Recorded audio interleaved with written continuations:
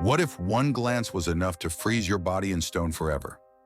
Next, we unravel the legend of Medusa, the most infamous of the Gorgons in Greek mythology.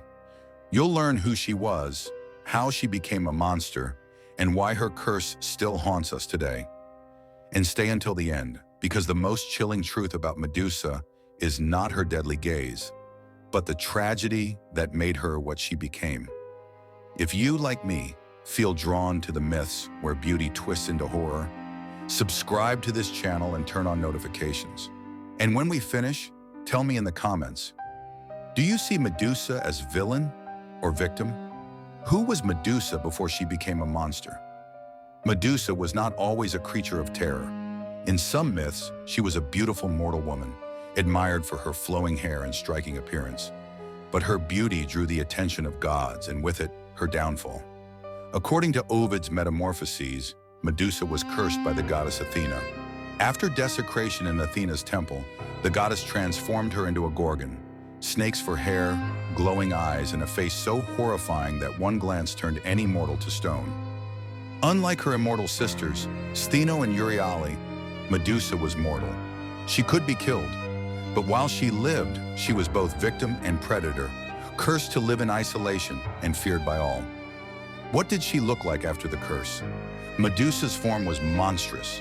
Her hair became living serpents, hissing and striking at anything nearby. Her eyes glowed with an unnatural light, burning into the souls of those who looked too long. Her teeth became fangs, her hands claws, and her once beautiful face turned into something so grotesque it inspired both terror and pity. Ancient Greek art often showed her with a wide mouth, tusks, and a protruding tongue. Later depictions emphasized her tragic beauty, twisted into monstrosity. She became the ultimate paradox, once beautiful, now hideous, once admired, now lethal. What made her so dangerous? Medusa's most terrifying ability was her gaze. Anyone who looked directly into her eyes turned instantly to stone, frozen forever, trapped in their final moment of fear. Her lair was said to be littered with statues, warriors, hunters, and even animals, those who had ventured too close, only to be caught by her curse. This power made Medusa nearly untouchable. No army could storm her lair. No man could strike her down face to face. She was untouchable, yet doomed to loneliness, her curse making her both predator and prisoner. So how could she ever be defeated? Medusa's end came at the hands of the hero Perseus.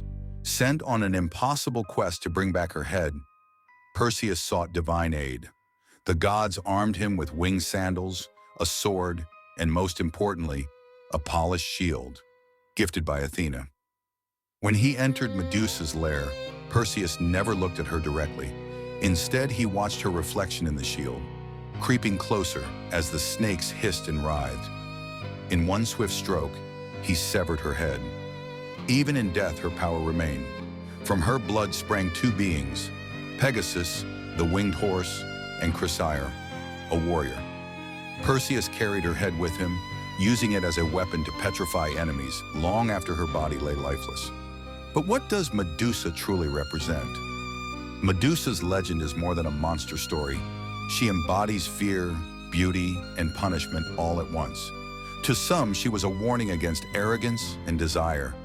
To others, she was a symbol of feminine rage and victimhood, punished unjustly for what was done to her.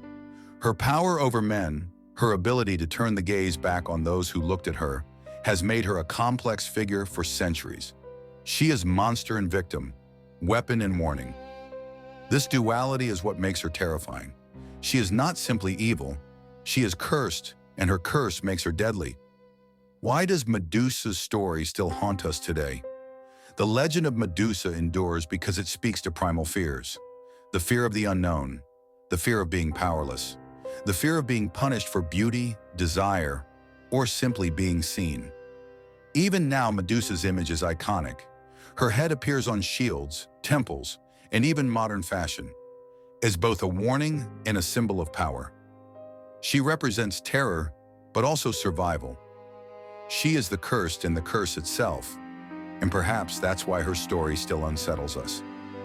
She was once human, She didn't choose to become a monster, but once cursed, she became something more horrifying than any beast.